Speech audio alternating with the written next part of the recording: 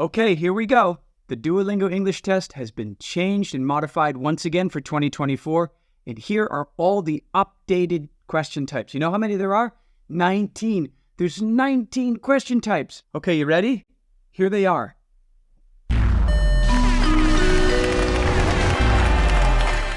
That's probably what it feels like when you take the test, doesn't it? Or when you're looking at the test, or when you're trying to figure out which answer is it speaking and if you're not familiar with the test at all and you're used to the TOEFL or the IELTS, this can feel like being in another world, almost like being thrown into water and learning how to swim. It throws a lot at you right away, different types of questions, and it's very fast-paced. If you're not ready for it, you might feel a bit overwhelmed right from the get-go. But don't worry, this video goes into each question one by one. It's not going to provide a detailed explanation for tips and techniques and strategies. Those are in some of my other videos. This video is more of an overview, understanding the structure, the time that you're allowed for each question, how many times each question appears on the test, and other basic details that will help you be prepared. The question types on the test fall under 3 different categories: adaptive, speaking and writing, and interactive. Adaptive questions are questions that will adjust based on how well you're answering the question. If you do well, those types of questions become more difficult and challenging, giving you a chance for a higher score. If you're not doing well and you're missing some of the answers, the test will adjust itself down so it becomes easier, giving you a chance to score better. The speaking and writing questions on the test are scored by AI. They check out your complexity, your grammar, your vocal features. This I'll go into detail more in my other videos. Today is just an overview of which questions fall under those categories. The third category is called interactive. These type of questions asks you to elaborate further whether you're writing or whether you're listening. You could be in a conversation that goes back and forth. You could be reading a passage that asks you to identify certain aspects of it as well. So, I hope you enjoy this video. Let's get right into it. Before we do, let's talk about a couple of websites that help me in the classroom and the students enjoy a lot. The first one is called Quizlet. Quizlet is an application that allows students and teachers to engage. It'll create quizzes. It'll create games. It will create a live experience where students can compete against one another individually or in teams. So if you are in some type of language school, tell your professor about it. I guarantee it'll add more fun to the classroom. The other application I use a lot is called Vocab Kitchen.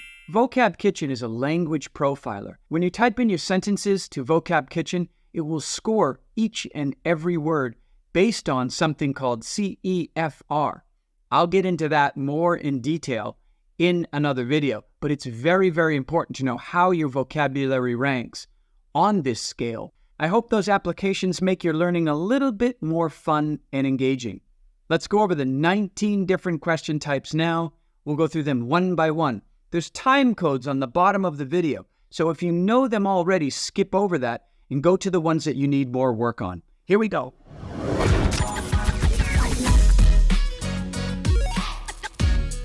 All right, let's start with the adaptive questions. Just remember that this adjusts as you adjust, and the level of difficulty will change depending on your performance on the test.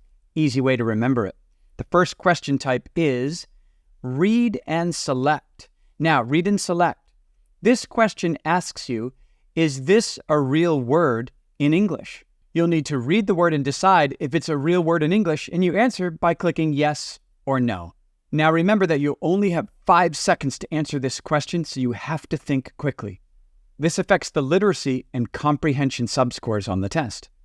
Once you click yes or no, the next question will appear. Make sure to click either yes or no because missing responses will be marked incorrect. There could be any number of real words that appear, so don't worry if there are more or fewer real words that appear on the screen. Some of the words may look real, but there'll be minor differences from actual English words. This question will appear between 16 and 18 times on the test. Moving on to the next question type. Fill in the blanks. In this question type, you'll have 20 seconds per sentence that appears on the screen to complete it. This question asks you to complete the sentence with the correct word. You'll read a sentence with one unfinished word, and you'll fill in the blanks to complete the word. Let's take a look at this one. I was just able to catch a glimpse of the president as his motorcade passed. We fill in the letters T, C, H, catch a glimpse of the president's motorcade. Keep in mind, you have 20 seconds and you'll see your progress bar move across the screen. So you have to also move quickly. It affects the literacy and comprehension scores, subscores on the test. If you feel you typed in the wrong letter, you can hit the backspace or the delete button to go back. A quick tip, read the whole sentence before focusing on the unfinished word. That'll help you with context clues. This question will appear between 6 and 9 times on the test. Moving on. Read and complete. Just like fill in the blanks, this question asks, type the missing letters to complete the text below.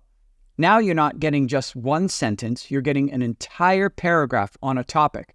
The power of determination. So read this topic. You'll have 3 minutes to complete this entire paragraph. Again, you can use the backspace or the delete button to go back if you've typed in the incorrect word. The arrow buttons will not work. Try to read as much as possible from the completed portion of the paragraph before you focus on the individual words and missing letters. Remember that the first sentence is usually complete and the last sentence is usually complete. And sometimes some of the missing words that you need to fill in the blanks for will appear in the first or the last sentence. So keep that in mind. Read aloud. In the read aloud question, it asks you to record yourself saying the statement below. You'll have 20 seconds to complete this task. The comprehension and conversation subscores are affected on the test. You'll read a written statement and then you'll speak it aloud into the microphone. And when you're ready, you'll hit the record now. You only have one chance to record. After you're done recording, hit the next button. If you don't hit the next button, it'll automatically go to the next screen. Make sure that you capture your full response when you record. If you have time, make sure you practice the sentence one time out loud before hitting the record button. Look at the punctuation in the sentence to help you pace yourself. For example, if you see a comma, don't forget to pause. Speak loudly at a natural pace. Don't forget to enunciate clearly. Moving on to the next question in the adaptive category. Listen and type. Listen and type asks you to type the statement that you hear. In this task, you'll click this button, and once you hear a person reading a statement, you'll transcribe what you hear in the box to the right. You'll have 3 chances to listen. 3 chances to listen, so you can only click this button 3 times. And you'll have 1 minute to complete this task. This affects the comprehension and the conversation subscores. Type out what you hear on the first listen, and then check your response by replaying the statement to compare what you've written so far. This question type will appear between 6 and 9 times on the test. Okay, quick quiz. What is the name of this question type?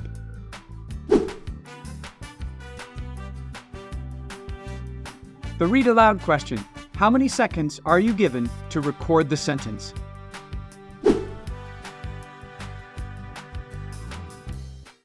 If you like this and you like the content that I'm sharing, don't forget, subscribe, notification, share button. If you subscribe, it helps me. I can grow the channel and make new content. If you hit the notification button, it helps you because you could be updated when new videos come out. And if you share the video, it helps a friend. They can be updated on the Duolingo English Test changes and on other tips, techniques, and strategies. Okay, we're on to the speaking and writing type questions. The first type is speak about the photo. In this question, it asks you to speak about the image below for 90 seconds. If you see up here in the top right corner, you have to speak for a minimum of at least 30 seconds before advancing. And you can speak for a maximum of a minute and 30 seconds. It affects the conversation and the production subscores. The directions and the image will appear for 20 seconds before the recording button actually appears, so you do have some preparation time. And like I said, you need to speak for at least 30 seconds before moving on. This question appears 1 time on the test, so it does have great importance. You have 1 opportunity to record, and you will be able to look at the image as you speak. Try to describe the image to somebody who can't actually see it. That's a great technique. And again, speak at a natural pace and enunciate clearly. Don't panic if you stumble over a word or a phrase. Just keep going and recover. Moving on to the next question type, it's read, then speak. Read, then speak. This question also appears only 1 time on the test, so it does have a lot of value in your total score. It affects the conversation and production subscores. And just like speak about the photo, you have to speak for a minimum of 30 seconds, and you can speak up to a maximum of 1 minute and 30 seconds, so 90 seconds. You are asked to speak about the topic below for 90 seconds. Here is your progress bar that goes across the screen, and you'll see a question appear that says, talk about your favorite restaurant. Something about you. It'll be a topic-based question or a personal-based question, and then there'll be a lot of bullet points below that will help you along. Again, you'll have the 20 seconds to prepare while the instructions and the topic appear, so there is some prep time here. So take some time and think about your answer before the recording starts. You'll still be able to see the question and all the bullet points while you're speaking. Speak naturally, speak clearly, use a combination of simple and complex sentences. Structure and organize your speaking as you're going along. Make sure you've answered all the bullet points here and the components of the question before advancing. Try to speak as long as possible. 90 seconds is ideal. Moving on to the next question type. Listen, then respond. Just like speak about the photo and read, then speak, you have to speak for at least 30 seconds before proceeding, and you have up to 1.5 minutes maximum to speak. It affects the conversation and production subscores. You'll have 20 seconds to prepare, but the only thing that will appear will be the instructions that say speak about the topic for 90 seconds. Once you click this button, you'll have 3 chances to listen, and it'll be a question that's very similar to the read then speak. It could be a personal question or a topic-based question. Once you hit the record button, you no longer have the option of listening anymore. Speak slowly and clearly, put some feeling into your words, and make sure that your speaking is structured and organized. This question appears 2 times on the test. Now the next question type is called write about the photo. This question will appear 3 times on the test. You have 1 minute, and the directions say, write a description about the image below for 1 minute. You'll be able to see the image as you write your response. You can type in the box provided on the right, and you can use your mouse or your trackpad to go back if you've made any errors and correct them. Go beyond simply labeling what you see in the picture, but give description and detail as best as possible in the time given. The directions ask for you to at least write 1 sentence, but try to write more than 1 sentence, as a longer response can demonstrate more of your skills. Moving on to the next question type, this is called the writing sample. And the writing sample comes towards the end of the test, and it asks you to write about the topic below for 5 minutes. You have to write for a minimum of 3 minutes before you can advance and finish, and a maximum of 5 minutes. The question is much more detailed than anything you've seen so far. For example, here it says, describe behaviors that are important for success in school. Why are these behaviors important? How would some of these behaviors help you? Use examples from personal experience and observations to explain your perspective. You'll have 30 seconds to prepare your answer once you've seen the instructions and the topic. Practice good writing habits, vary your sentence structure and your word choice. Use logical transitions to express a variety of your thoughts. Check your spelling, grammar, punctuation. This topic will be shared with the recipients of your results, so make sure that you stay on topic and your writing is relevant. Think of it as a short essay. It affects your literacy and your production scores. Moving on to the next question type is the speaking sample, which also shows up at the end of the test. The instructions say, speak about the topic below for 3 minutes. You have to speak for at least 1 minute before advancing and a maximum of 3 minutes. It affects the conversation and the production subscores. You'll have a total of 30 seconds to prepare, so you consider the prompt, read the entire question, and prepare your response. Try not to watch the timer, as the timer may distract you while you're speaking. You'll see it move across the screen. You might get a little nervous if you haven't spoken enough or you're coming to the end. Just be natural. After the first minute, the next button will turn blue, but keep speaking beyond that point. Come to a natural conclusion before finishing and hitting the submit button. Before taking the test, practice with sample questions like this that ask you to speak for 1 to 3 minutes so that you can be prepared for a question like this. Remember that the speaking sample will be sent as a video recording, so the recipients will be able to see you as you speak. Show your best speaking skills and make sure that your response is relevant to the topic. Okay, quick quiz time on the speak about the photo question. What's the minimum amount of time you should speak in order to get a score?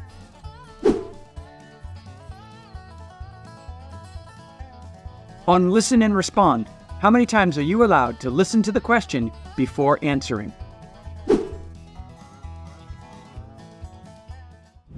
Let's begin the interactive section. We'll start with interactive reading.